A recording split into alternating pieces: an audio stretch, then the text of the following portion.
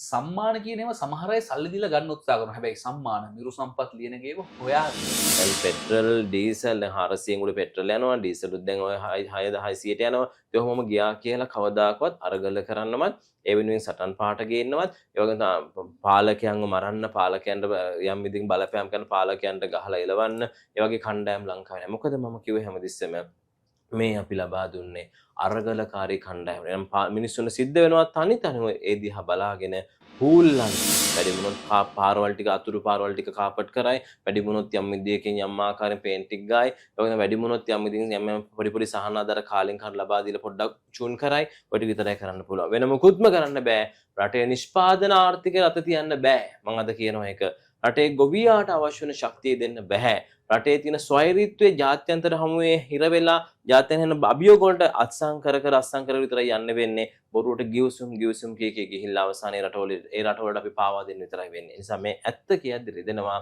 මතක තියාගන්න. මේ තමයි සෙනසුරු මීනේ සිට අනාගතයේදී වෘෂමයේ දෙසට එන මේෂ වෘෂමයේ එනකොට පරිසරය හැදෙන තැන. ගොඩක් දෙනෙක් අත්දැකීම් නැහැ. තාම තරුණයි. තව අවස්ථා තියෙන්න ඕනේ. තව පරිණත වෙන කතා ටික කියනෝනේ. ඉතින් මේ පරිණතවත් නැති පොල්ලෙලි කැලලිත් පාල්ට වෙනතුර ආපු එකේ මේ එතුමාට අර 30 වසර යුද්ධයක් ඉවර කරපු එදා ඉඳන් අද වෙනකම් මේ රාජ්‍ය පරිපාලනයේ දැක්ක රටේ තියෙන ස්වෛරීත්වය ගොඩනගපු රටේ තියෙන මහා දෙවන්ත ආසියානු සංවර්ධනය ගෙන ආපු ඒ රජතුමාගේ පුතාට බැරිද මේ රට පාලනය කරන්න පාලකයෙක් නිර්මාණය වෙන්න ඕනේ රටක රූකඩ පාලකයෝ නෙමෙයි රට පිළිබඳව හැඟීමක් ඇති තමන්ට ආත්මාර්ථකාමී හැඟීමකින් තොරව සමස්ත ජන වර්ගයාගේ නායකයෙක් ලෙසට දකින නායකයෝ මිසක රූකඩ පාලකයෝ මේ රූකඩ පාලකයෝ බිහි වුණාම තමයි ඒ වගේ තමයි නීතිය අවභාවිතා කරන්නේ නීතිය තුල තියෙන ප්‍රශ්න එළියට දක්වන්නේ ඊට අමතරව ගත්තම චෝදනා අපහාස කරන්නේ අනිත් අයගේ ඉමේජ් වලට චෝදනා කරන්නේ වෛරීය දේශපාලනය කරන්නේ චෝදනා කියන්නේ තමයි මර්ධනය කරන්නේ ඒක ඇවිල්ලා මං හිතන්නේ තර්ඩ් ක්ලාස් දේශපාලන ලංකාවේ පරිපාලනය කියන්නේ ලෝක පරිපාලනය කියලා කියන්නේ තමන් තමන්ගේ ජන ව්‍යුහය රකින්න එක සහ තමන් තමන්ගේ නායකත්වයන් සහ ඊළඟ පරම්පරාව රකින්න එක. අයිබෝන් අපි ෆීනික්ස් ටීවී ඔබ මෙච්චර කල් බලාගෙන හිටපු රටේ තොටේ වෙනස් වෙන සිද්ධ වීම එහෙම නැත්නම් ආందోලනාත්මක සිද්ධ වීම. එහෙම දෙයක් දැනගන්න නම් අනිවාර්යෙන් නතර වෙන්න ඕනේ. එහෙම නැත්නම් අහලා බලන්න ඕනේ ජ්‍යොතිෂ වේදියා තමයි එකම කෙනා තමයි මියුරු සම්පත් කියන එක. විවිධය විවිධ දේ කියන්න උත්සාහ කරනවා මම තමයි ලොක්කා මම තමයි මේ රටේ නැකත් හැදුවේ මම තමයි මේ රටේ නැකත් වෙනස් කළේ මම තමයි මේ රටේ වෙන දේවල් කිව්වේ කියලා කවුරුවත් කියන්න උත්සාහ කරත් ඒක ඇත්තම අයිතිකාරයා මියුරු සම්පත් කියන එක. ඒ නිසා ඒක ජනතා සාක්ෂි මත ගොඩනැගෙන දෙයක්. කාටවත් ඒක බලෙන් සල්ලි දීලා එහෙම නැත්නම් ආණ්ඩුවට හේතු වෙලා ඒක කරගන්න බෑ. අස්පනා අපිට මේ සාක්ෂි සහිතව ඔප්පු කරපු එකම විශ්ව ශාස්ත්‍රවේදී මියුරු සම්පත් ලියනගෙත් එක්ක බොහොම දුර්ලභ ගණේ කතා බහක් ෆීනික්ස් ටීවීත් එක්ක අපි කරන්න ලෑස්ති. මේක අපි ඔහුගෙන් කෙලින්ම අහනවා. ඔහු කෙලින්ම කියනවා කිසිම තර්ජන ගර්ජනයකට බය නොවි මෙච්චර කල් මිනිස්සුන්ගේ හොඳ හිත දිනා ගනිමින් ඔහු මෙච්චර දවසක් ඉදිරියට ඇවිල්ලා තිනවා. ඔබට පේනවා ඇති මේ සම්මාන ගොන්න අපි ඔබට පෙන්වන්නේ ෆීනික්ස් ටීවී තුලින් අපිට ඔහුට කඩේ යන්න අවශ්‍ය නැහැ. හැබැයි ඔහු වෙනුවෙන් ජනතා සම්මාන ගොඩක් ජනතා සම්මාන රැසක් ඔහු වෙනුවෙන් මිනිස්සු දීලා තියෙනවා. ඒ මිනිස්සුන්ගේ ආකර්ෂණයට මිනිස්සුන්ගේ ගෞරවයට ඔහු පාත්‍ර වෙච්ච නිසා තමයි සම්මාන උළෙල ඔහුව හොයාගෙන ඉන්නේ. ඔබට පේනවා ඇති අලුත්ම සම්මානය Asian Achievers Award සම්මානය වගේම Iconic Award සම්මානය Platinum Excellence Award සම්මාන 3ක් විශිෂ්ටම YouTube නාලිකා විශිෂ්ටම ජ්‍යොතිෂ්‍යවේදියා ඒ වගේම විශිෂ්ටම කන්ටෙන්ට් ඔහු ඉදිරිපත් කරපු විශිෂ්ටම වසරේ සියලුම තමන්ගේ කන්ටෙන්ට් දිනා ගනිමින් අද වෙනකොට ලංකාවේ සම කරන්න බැරි අසම සම ජ්‍යොතිෂ්‍යවේදියා විශ්ව ශාස්ත්‍රවේදියා බවට මියුරු සම්පත් ලියනගේ පත් වෙලා තිනවා. ඔබ හිතනවා ඇති දැන් ෆීනික්ස් ටීවී අපි ඇයි ඔහුව මෙහෙම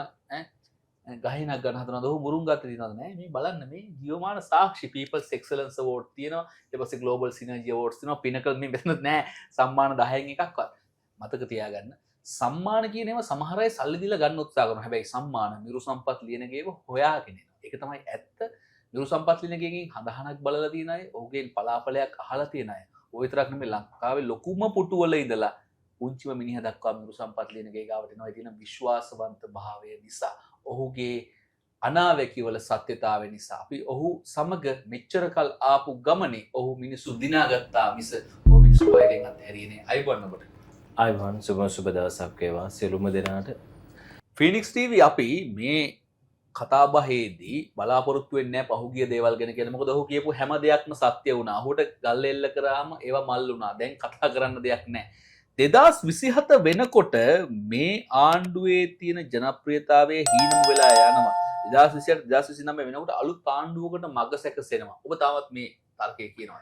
ඔව් මොකද මම අවුරුදු 4කට කලින් මේක කතාව කියන් එනකොට මේ අලුත් ආණ්ඩුව බිහි වෙන තැන ඉඳන්ම මම කියන අලුත් නිර්ධන පාන්තික කියාගත ජනරල්ලක් බිහි වෙලා ඒ වගේම තමයි සන්දාන ආණ්ඩුවක් ලෙසට මාලිමා හා NNP එකතු වෙලා ඒ ජනරල්ල ව්‍යුහය හැදෙන හැටිත් අනුර කුමාර දිසානායක මහත්මයා ජනාධිපති වෙන හැටිත් හරණේ අගමැතිතුමිය වෙන හැටිත් ඔක්කොම කියලා 117 දෙනෙක්ට වැඩි සංඛ්‍යාවක් අනාගත 117 දෙනෙක් අනිවාර්යෙන් අනාගත පාර්ලිමේන්තුවේ නැති බවත් අතීතයේ හිටපු අයට නීතිමය ප්‍රශ්න චෝදනා ගැටලු සයිගොල්ලෝ හිර වෙන තැනටපත් වෙන බවත් නීති ස්ථානයේ සෙනසුරු ගමන් කරද්දී ජාත්‍යන්තර සම්බාධකයන් තැනත් ඔක්කොම මියුරු සම්පලයන්ගේ කියලා තියෙනවා ඩොනල්ඩ් ට්‍රම්ප්ගේ එවගේම තලපති විජයගේ මේ ආගමනයන් එක්ක සිදුවන විනාශකාරක සීමාවන් සහ ලංකාවේ ආර්ථිකයට ලංකාවේ දියුණුවට විශාල බලපෑමක් ඇති වෙන බවත් පෙන්වා දුන්නා. ඒ වගේම තමයි මම මියුරු සම්පල් ලියනගේ මම ආයෙ කියන්නේ මම මේ හැමදේම කියන්නේ මේ මිරකල් එකේ තියෙන සිදුවීම් ටික. ඒක අධ්‍යයනය කරපුවා සියුම් ඥානෙ අධ්‍යයනය කිරීම මගේ විෂය මට ලැබිච්ච ඩියුටි එක.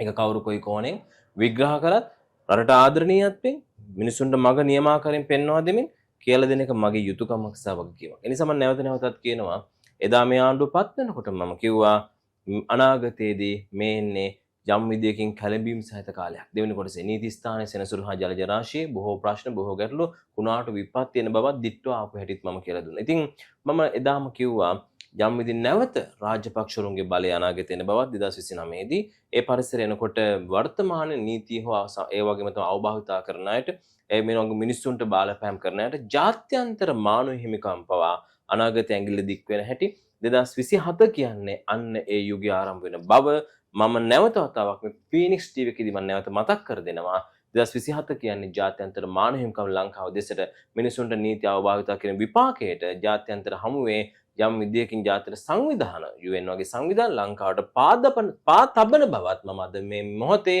මේකට දෙන අනාවැකීදී මම සඳහන් කරනවා. ඒකම ආණ්ඩුව ගොඩක් අය අර මම කියන දේ විකෘති කරලා කියන්න ගන්නෝනේ ගොඩක් දෙනේ මම 2025න් වටිනවා 26න් වටිනවා නෑ මම හරියට කියපු පොයින්ට්ස් ටික ඔක්කොම තියෙන්නේ ස්ටෙප් 4කදී මේ ආණ්ඩුව බිඳ වැටෙන බව.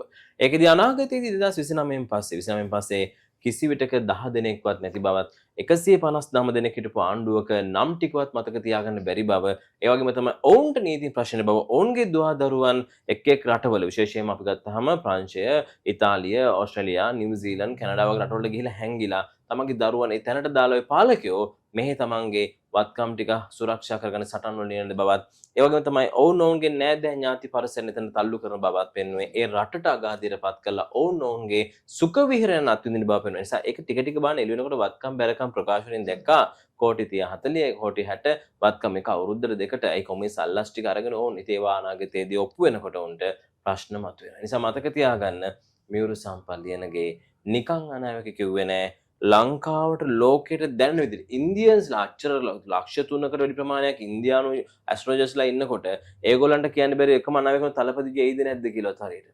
ඒගොල්ලෝ කියන්නේ නැහැ ස්ටාලින් එන්නේ නැත්නම් MDK පක්ෂය දිනන්නේ. ඔය කතා කියන එක තමයි මියුරු සම්පලනේ කිව්වා MDK පක්ෂය පරද්දලා TV එකේ කියන පක්ෂයේ තලපති විජයගේ පක්ෂයේ දිනන හැටි කිව්වා. එයන් මියුරු සම්පලනගේ එදා අවුරුදු 2කට 3කට කලින් කිව්ව අනාවකේ අදට සාධාරණ සත්‍ය හැමදාම මං කියපු දේවල් හරියි. කොතනකවත් වැරදි නෑ. ඒ නිසා මතක තියාගන්න 2027 දී ඩෙත් ලයින් එකේ මේ ගවර්න්මන්ට් එක යනවා. ඒකට හේතුව පාලක පක්ෂයට උපරිම දේ කරන්න පුළුවන් වෙන්නේ තම තමන්ගේ සංචිතයයි මුදල් කොටසේ වත්කම් ටිකයි ගොඩනගාගෙන මේ පරිපාලනය තුළ සංදර්ශන හෝ පෙන්වමින් යන එක විතරමයි කරන්න පුළුවන් වෙන්නේ. වෙන සංවර්ධන වැඩසටහන් වැඩි වුණොත් පාරවල් ටික අතුරු පාරවල් ටික කාපට් කරයි, වැඩි වුණොත් යම් විදියකින් යම් ආකාරයෙන් පේන්ටික් ගායි, ඒ වැඩි වුණොත් යම් විදියකින් යම් පොඩි පොඩි සහනාධාර කාලෙන් කර ලබා දීලා පොඩ්ඩක් චූන් කරයි. ඔය ටික විතරයි කරන්න පුළුවන්. වෙන මොකුත්ම කරන්න බෑ. රටේ නිෂ්පාදන ආර්ථිකය රට තියන්න බෑ. මම අද කියනවා ඒක.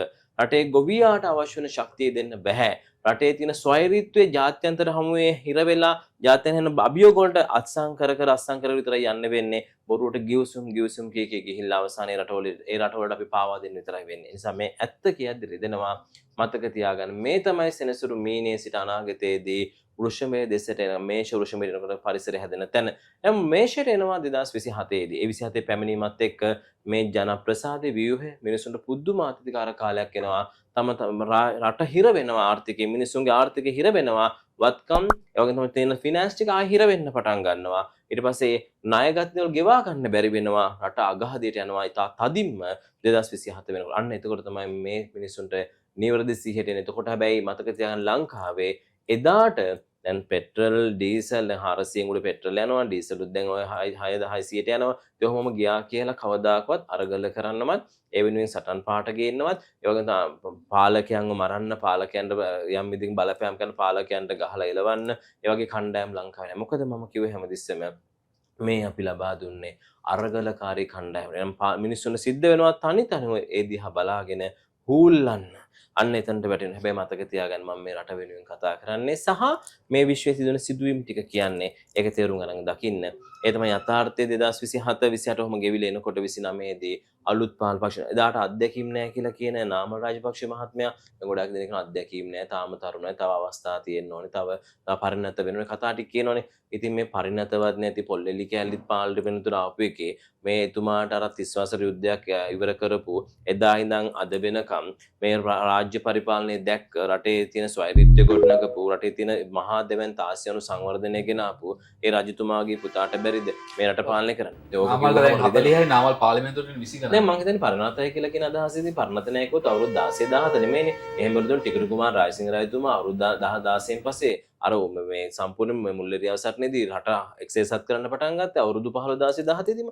එහෙනම් එච්චර කොල්ල ඒ කියන්නේ සිංහලලේ හරියට තියෙනවා දේශීය අභිමානවත් බව තියෙනවා අත්දැකීම් ටික තියෙනවා ඒක දිනන්න පුළුවන් ඒක හරියටම හැදිලා තියෙනවා දැන් ටික ටික හැදෙනවා. මට නාමල් රාජපක්ෂ නෙමෙයි එතුමාගේ තාත්තා වේවා එතුමාගේ කවුරු ආවත් මට කමන්නේ රටට හොඳක් වෙනවනම් මම මේ කියන්නේ මිරකල් එකේ පාලක තීරණයකින් අනාගත සංවිධාන පක්ෂයකින් එතුමා ඇතුළු කණ්ඩායම බලයට පත් වෙන බවත් එතකොට අපි දන්නවා මේ ව්‍යාපාරික දේශපාලඥයෝ ඉන්න ඕනේ ඒගොල්ලන් ගොළුෙත් තියෙනවා තමන්ගේ රාජකීයත් තමන් රජ වෙනක අදහස් එහෙම ගන්න බිස්නස් කරන අය ව්‍යාපාරික දේශපාලඥයන් නෙමෙයි අනාගතයේ මිනිස්සු තෝරන්නේ රටට හිතවාදී අවංක සහ රටේ තියෙන ස්වාරීත්වය ආගම ධර්ම සංස්කෘතිය සහ රටේ අභිමානය ජාත්‍යන්තර හැමෝම සුරකින නායකයන් අන්න එදාට තමයි මේ වර්තමාන පාලන පක්ෂයට ඇඬෙන්නේ නිසා මතක තියාගන්න දැන්ට ඔහම යන්න දෙන්න මොකද තාම හැමදාම මට කියන දෙයක් නේ අයියෝ තව අවුරුදු 4ක් විතර ඔබතුමා ඉක්මන් වැඩි තව කල්තන පෙත්තකොට ගිහිල්ලා බලමු කියලා හැමදාම කිව්වේ තලපති ජේ දිනනවා කිව්වමත් කොහොමද අපෝ තලපති ඉලෙක්ෂන් එකට තව අවුරුදු 2ක් තියෙනවා එතකොට බලමු කිව්වා ඔන්න දැන් තලපති ජේ දිනනවා හැබැයි කිව්වද නෑ විජේට දිනන්න බැරුවේ මොකද විජේ අලුත් කෙනෙක් අවුරුදු 50 අවුරුදු 40 ගානට පස්සේ තමයි මේ MGRට පස්සේ තමයි එතුමා මේ අලුවෙක් විතර මේ මෙතනට එන්න තියෙන්නේ එහෙම එන්න විදිහක් නෑ ඉන්දියාව කියලා කිව්වා ඉන්දියා නැෂනල් බැරි තැන කිව්වේ ලංකාවේ දෛවයක් නෑ මියුරු සම්පල්ලිය ඒ නිසා මතක තියාගන්න මම අදත් කියන දේ හරි හෙටත් කියන දේ හරි. ඒ වගේම තමයි ලංකාවට ලොකුම බලපෑමක් වෙන්නේ ඉන්දියානු තමිල්නාඩු ප්‍රාන්තවලදී ලංකාවේ දීවර සංස්කෘතිය, ලංකාවේ තියෙන මුහුදුකරය, ලංකාවේ තියෙන යාපනය, ලංකාවේ තියෙන මුස්ලිම් ඒ වගේම තමයි ව්‍යාපාරිකයන්ට, ලංකාවේ තියෙන සිංහල ව්‍යාපාරිකයන්ට තදින් පීඩනයක් එල්ල කරන අනාගත ඉන්දියන් ව්‍යාපාරිකයෝ ටික ඒක ලොකු බලපෑමක් ලංකාවට. ඒ වගේම ඉන්දියන් අය ලංකාවට එවන්න ඒ ඇග්‍රීමන්ට්ස් ඒ වගේම ඉන්දියන් සේවකයන් මෙහෙට ගේන්න සැලසුම් ඔක්කොම ගිවිසුම් අස්සන් තබාවි අනාගතයේදී ඒ සියල්ල සිදුවන බව ෆීනික්ස් ටීවී එකට මම ඉතා තදින් මේ මොහොතේදී හෙළිදරව් කරනවා. ඔබේ ප්‍රශ්න ඔබේ ගැටලු ඔබේ විවේචන ඔබේ චෝදනා එහෙම නැත්නම් ඔබේ අගය කිරීම මේ සියල්ල ෆීනික්ස් ටීවී අපේ කමෙන්ට් සෙක්ෂන් එකේ විවෘතයි. අවසාන වශයෙන් අහන්න තියෙන්නේ දැන් මේ වෙනකොට ලෝකයට හසිමක් ගියත් ඔබගේ යාළුවා කියලානේ කතාවට කියන්නේ ඩොනල්ඩ් ට්‍රම්ප් හැරුණත් මෙහි මිල අඩු වැඩි වෙනවා. මෙහි පීඩනය ඇති වෙනවා. මෙහි නැති පීඩනයක් එකට අරගෙන හොඳම හේතුව මම 2000 අදනේ මේ ආණ්ඩුවට වරදක් පාටව නෙවෙයි. අපිට කලින් අපි ගත්තොත් එහෙම මොකද 2015 16 කෙනෙක් තරහ කාරණයක් තමයි හැමදාම කිව්වා ස්වයංපෝෂිත නිෂ්පාදන ආර්ථිකයක් රටේ තියෙන්න ඕනි බව. මම හිතන්නේ ලංකාවේ පාලකයා එතනට බුද්ධිමත් නැහැ. තාම ඉන්නේ ආධාර ටිකක් ගෙනලා කන්න දෙන සංකල්පයක. එදා නම් ඉතින් කිව්වනේ ආධාර ඕනෙත් නැහැ. පිටරටින් අපිට හාල් ඇටයක්වත් එපා. ඔහොම තමයි කිව්වේ එදා. ඒ වගේ මම දැක්ක දේ තමයි නිෂ්පාදන ආර්ථිකය සහ කෘෂිකර්මාන්ත ආර්ථිකය හදන්න නැති නිසා තමයි ලංකාව මෙච්චර බලපෑමකට යටත් වෙන්නේ. ඒ වගේ තමයි ලංකාවට නිදියක් තෙල් නිදි තියෙනවා. ස්වාභාවික සම්පත් තියෙනවා. ඔය ටික ගන්න විදියක් නැහැ. ඉන්දියාවෙන් බලපෑම් ටික තියෙනවා. කලාපී බලපෑම් ටික තියෙනවා. ඒක පරිපාලනය කරන නායකත්වයට පෞරුෂයක් නැහැ. ඒ ටික ඒක තුල තියෙන එකම දේ හේතුවලා තරහ කරගෙන නැතු අනේ අපි ඒගොල්ලොත් එක්ක හොඳයි මේගොල්ලොත් හොඳයි අපිට ප්‍රශ්න නැහැ. අපිට අවශ්‍යනේ බලය අපි මේ බලය වෙනුවෙන් ඉන්නේ. අපේ බලය ආරක්ෂා කරන අපිට වැදගත් වෙන්නේ මට පාලනය කරන ඕගොල්ලෝ අපිට උදව් කරන ඕගොල්ලන්ට ඕන දේ අපි දෙන්නම්. ඒ වගේ මට්ටමින් කියලා අර රූකඩ වගේ නටලා හරියන්නේ නැහැ මේ රටක. ඒ නිසා පාලකයෙක් නිර්මාණය වෙන්න ඕනේ රටක රූකඩ පාලකයෝ නෙමෙයි. රට පිළිබඳව හැඟීමක් ඇති තමන්ට ආත්මාර්ථකාමී හැඟීමකින් තොරව සමස්ත ජන වර්ගයාගේ නායකයෙක් ලෙසට දකින නායකයෝ මිසක අර රූකඩ පාලකන රූකඩ පාලකේ බිහි වුණාම තමයි ඒ වගේම තමයි නීතිය අවභාවිතා කරන්නේ නීතිය තුල තියෙන ප්‍රශ්න එළියට දක්වන්නේ ඊට අමතරව ගත්තම චෝදනා අපහාස කරන්නේ අනිත් අයගේ ඉමේජ් වලට චෝදනා කරන්නේ වෛරීය දේශපාලනය කරන්නේ චෝදනා කියන්නේ තමයි මර්ධනය කරන්නේ ඒක ඇවිල්ලා මම හිතන්නේ third class දේශපාලන ලංකාවේ පරිපාලනය කියන්නේ ලෝක පරිපාලනය කියලා කියන්නේ තමන්ගේ ජන ව්‍යුහය රකින්න එක සහ තමන්ගේ නායකත්වයන් සහ ඊළඟ පරම්පරාව රකින්න එක. ඉතින් මේක මම හිතන්නේ පාලකයා නොදැනුවත් නෙමෙයි. පාලකයා ගාව තියෙන දුෂ්ට සහ ඒ වගේ තමයි අපකීර්තිමත් වූ හා ඒ කියන්නේ පාරිශුද්ධ නොවන පෞකාර මානසිකත්වය. ඒ නිසා මේකෙන් මිදෙන තැනට පාලකයාපත් විය යුතුයි. නැත්නම් මේ රට මහා විනාශයක අනාගතයේදී ඔබේ දුව දරුවා පුතා ඔබේ වටා පරිසර ඔබේ ආර්ථික ඔබේ මානසික නිදහස ඔබේ සමාජ රැල්ල ගෙවන අවසානයේදී ඔබට පාන් කෑල්ලක් දෙකක් දාලා හිත පිනව ගන්න තමයි සිද්ධ වෙන්නේ. පාලකයා දින දේ දීලා දින දේ කාලා බලන් ඉන්න වෙන්නේ. මොකද කොච්චර වැඩි වුණත් කොච්චර බඩු මිල ඉහළ ගියත් ඔබට කවදාකවත් ඒවට අඩු ගන්න එක වචනකින්වත් උත්තරයක් දෙන්න බෑ. ඔබ හිතන්නේ සමාජ රැල්ල තියෙන මේ පැත්තට කියලා ඉමේජස් වලින් පෙන්නනවා. සමාජ රැල්ල තාමත් අපි වටේ කියලා පෙන්නනවා. ඒ කියන්නේ අර තැන් 21ක දැන් වත්කම් ආරක්ෂා කරනවා. ඒ තමයි අපි කිමුකෝ ධනය හානි කරන්නේ නැත්තම් කාලය හානි කරන්නේ නැත්තම් හොඳම දේ ඒ සල්ලි වලින් කරන්න ඕනේ රටේ සංවර්ධනය දෙවීමනේ. දැක්කනේ දිස්ත්‍රික්ක 24න් 21කම දේශපාලන රැස්වීම් තිබ්බනේ මැයිරරිට රනිල් මහත්මයා. එහෙම අවශ්‍ය එහෙම නොකරනවා කියලානේ ආවේ. ඒ කියන්නේ අපි මම ඡන්දි දෙන්න කිව්වේ මගේ රටේ මගේ මිනිස්සුන්ට එකක් තමයි ඇත්ත පෙන්වන්න. දෙක තමයි හැමදාම වීරයෝනේ. අර කාඩ්බෝඩ් වීරයෝ ගෙනල්ලා පෙන්වන්න මේගොල්ලන්ගේ තියෙන හිතවල තියෙන කුහකත්වයේ ඒ ඊර්ෂ්‍යාව, වෛරය, ක්‍රෝධය පරිපාලනය පෙන්වන්න ඕන. දෙවෙනි කාරණේ තමයි ඔවුන් ඇත්තටම ඇවිල්ලා හැමදාම අවස්ථාව ඉල්ල යනවා කාලයක් තිස්සේ තියෙන රාජ්‍යතේපල වත්කම් හැමදේම විනාශ කර යනවා. ඇත්තට මේක කරයිද? මිනිස්සුන්ට සාධාරණ හා නිහතමානී සංවර්ධන සමාජයක් හදයිද? නිවැරදි සංස්කෘතිය, ඒ වගේම තමයි ධර්මානුකූල පරිසරය, ගුණයහපත් සමාජය, වැදගත් සමාජය හදයිද? ඒ මුකුත් ඔයගොල්ලන් පේනවද මේ පරිසරේ? තාම මම නම් දැක්කේ. දැකපු කෙනෙක් හිටියොත් මටත් කමෙන්ට් කරන්න. ලයිට් බිල හිතුවිතු ගණන් වලින් වැඩි වෙනවා. වැට් එක 18.20 ගානට වැඩි වෙනවා. ආදායම් බදු විවිධ වෙලාවට විවිධ විදිහට වැඩි කරනවා. සුජු බදු, වක්‍ර බදු වැඩි කරනවා. මේ මිනිස්සු කරන චෝදනා. ඒ අතරේ ඩීසල් මාෆියාවට, ගල් අඟුරු මාෆියාවට ඉඩ දීලා ලංකාවේ සූර්ය බල ශක්තිය, සුළං බල ශක්තිය වගේ දේවල් වලට අත දෙන්නේ නැතුව තාමත් විදුලි බල මණ්ඩලයේ නිලධාරීන්ගේ මාෆියාවට ඉඩ දෙනවා. ඔයගේ ගණනාවක් චෝදනා වුන්ට එල්ල වෙනවා. උන්ට කොන්දක් නැත්නම් මේවා කඩලා දාලා එහෙම නැත්නම් මේ පාලනය නිවැරදි පාලනයකට ගෙනල්ලා මිනිස්සුන්ට සහන සලසන එහෙම නැත්නම් හිතාමතා වුන් ඒවා අමතක කරනවා. මේවා තමයි මිනිස්සුන්ගේ චෝදනා. මේවා තමයි මිරු සම්පත් දිනකේ ජ්‍යොතිෂය ඇසින් දැකලා මීට අවුරුදු ගානකට කලින් මිරු සම්පත් දිනක එක දැනක කියනවා.